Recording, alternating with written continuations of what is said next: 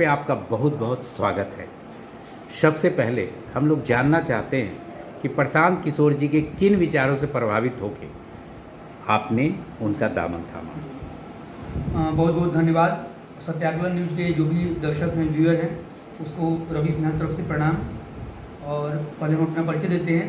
हमारा नाम रवि सिन्हा है और अभी जन स्वराज पार्टी बक्सर जिला कमेटी में जिला सचिव हैं और उसके अलावा डुमरांव विधानसभा से संभावित प्रत्याशी की लिस्ट में है। जी, किन बातों से प्रभावित हुए हैं? जी बिल्कुल।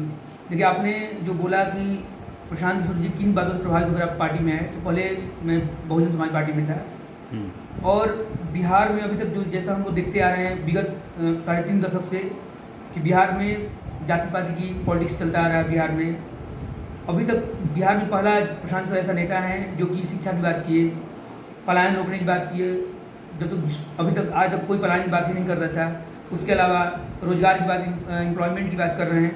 तो पहली बार बिहार को ऐसा नेता मिला है जो कि बिहार का जो असल मुद्दा है, जो बेसिक मुद्दा है, शिक्षा, स्वास्थ्य, रोजगार, पलायन रोकना, इन सब चीज़ों की बात करता है। अभी तक बिहार में जाति पाति की राजनीति चली है, इनसे हट करके, और कभी प्रशांत जी ने जाति पाति की बात नहीं किया।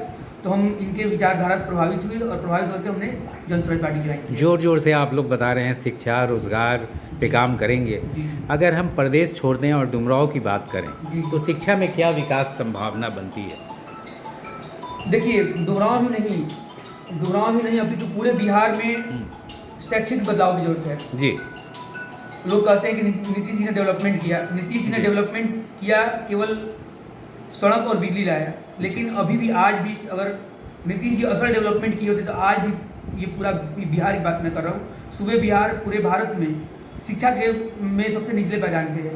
तो डुमरांव में क्या प्लान है आपका? डुमरांव में भी हमारा प्लान है कि डुमरांव में अगर हमें मौका मिलता है, डुमरांव की सामान्य जनता अगर हमें मौका देती है, तो जितने भी गवर्नमेंट स्कूल्स हैं उसमें हमारा पूरा एक टीम गठन करके विजिट करेंगे और जितनी भी व्यवस्थाएं हैं हम अपने तरफ से सुदृढ़ बनाने की कोशिश करेंगे।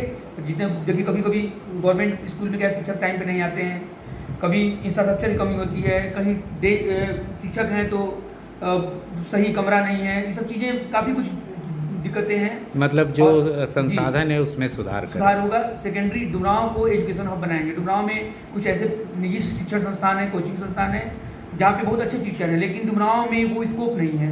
उनके पास बहुत टैलेंट है लेकिन वो स्कोप नहीं है। तो हम चाहते हैं उनके साथ एक मीटिंग करेंगे, मीटिंग करके और एक बिल्डिंग के नीचे IIT PMT जितने भी कॉम्पिटिटिव एग्जामिनेशन होते हैं उन सब की तैयारी के लिए हम डुमरांव में एक हब बनाएंगे। और हमें डुमरांव के जो बच्चे हैं उनको बाहर कहीं कोटा या पटना या दिल्ली कहीं जाना ना पड़े, इस तरह का डुमरांव की हम परिकल्पना करते हैं। रोजगार पे भी बात कर रहे हैं। आपके यहाँ से लोग बाहर बहुत जा रहे हैं, पलायन हो रही है। तो उनको रोकने के लिए, रोजगार सृजन के लिए क्या मास्टर प्लान है? देखिए, जैसा कि अगर पहले की हम बात करें तो बिहार हमारे सोने की चिड़िया कहा जाता है। बिहार में बहुत ढेर सारी कंपनियाँ थी, बहुत ढेर सारे फैक्ट्रियाँ थी। जैसे कि आप देखिए, एशिया का सबसे बड़ा चीनी मिल पूर्णिया में था, मोतिहारी में चीनी मिल था, छपरा में रेल इंजन कारखाना था, मुजफ्फरपुर में रेल इंजन कारखाना, यहाँ तक कि कटिहार में सिल्क साड़ी उद्योग, भागलपुर में सिल्क साड़ी उद्योग था, कटिहार में जूट उद्योग था।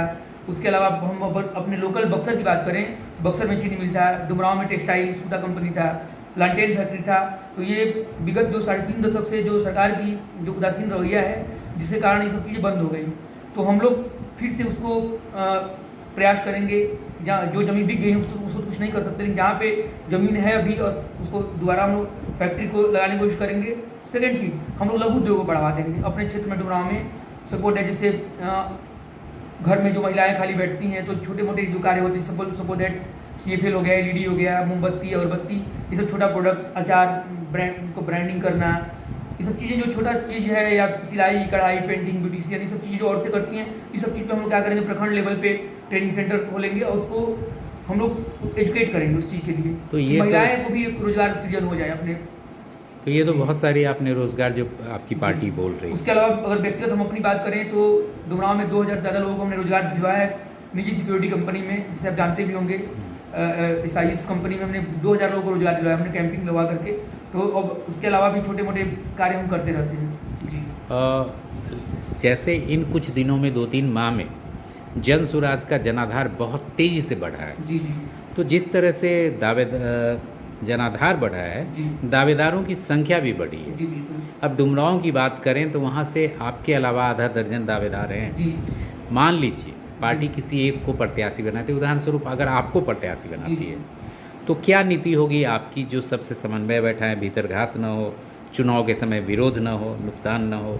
जी। देखिए हम लोग अभी एक टीम वर्क कार्य करते हैं। हमारे जितने भी प्रत्याशी हैं डुमरांव विधानसभा, खासकर मैं डुमरांव की बात करूं तो किसी में इस तरह का जो अंतर कलह नहीं है या किसी के एक दूसरे से ईर्ष्या नहीं है। हम टीम वर्क करते हैं, हम सब लोग जाते हैं, कहीं कोई प्रोग्राम होता है, डुमरांव के जितने भी कैंडिडेट हैं, महिला कैंडिडेट हैं या पुरुष कैंडिडेट हैं, सब लोग सामंजस्य बहुत अच्छा स्थापित कर चलते हैं हम लोग, और एक दूसरे से बहुत फ्रेंकली में बात भी करते हैं कि अगर देखिए हम लोग को निजी स्वार्थ नहीं देखना है, हम लोग को बिहार देखना है।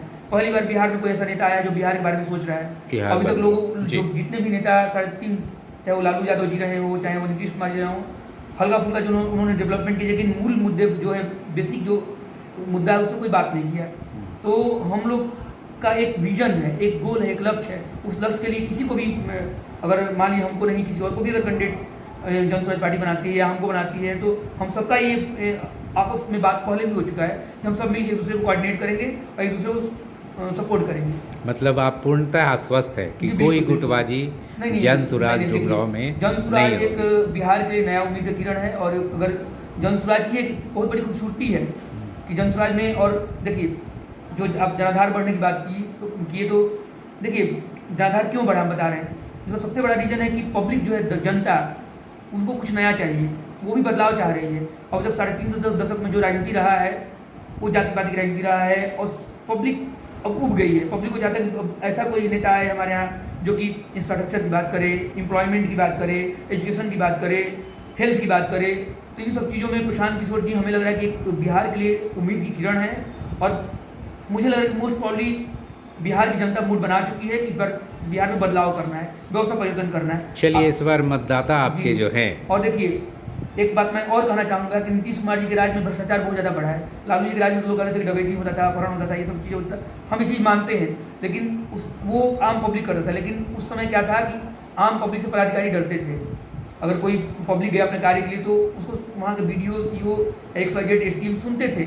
आज के डेट में पदाधिकारी का इतना मनोबल बढ़ गया है, इतना उनका हिटलरशाही बढ़ गया है कि पब्लिक को तो एंटरटेन नहीं करते हैं। आप थाने में जाइए, बैठने के लिए नहीं बोलते हैं। उसके अलावा भ्रष्टाचार, आप बिना दाखिल खाए जिसमें 200-250 रुपये लगता है, 5,000-10,000 उसका घूस लगता है। थाने में जो FIR करने जाता है वो भी घूस देता है, जिसके नाम पे FIR तो उसको भी घूस देना पड़ता है। ये तो करप्शन वगैरह की आपने बताया। लेकिन डुमरांव विधानसभा की मतदाता जी इस बार आपके नाम की चर्चा कर रही जी। है संभावित प्रत्याशी के जी, रूप जी। में। अगर पार्टी ने आपको टिकट दिया, जी आपकी जनता ने आपको जिताया, तो विधानसभा में जाते हैं तो इन्हीं मतदाताओं के लिए जी। किन प्रश्नों को प्राथमिकता से उठाएंगे? देखिए अभी जो हमारा बैकग्राउंड रहा है, अभी हम पिछले 13 साल से डुमरांव में लोगों का मदद करते हैं।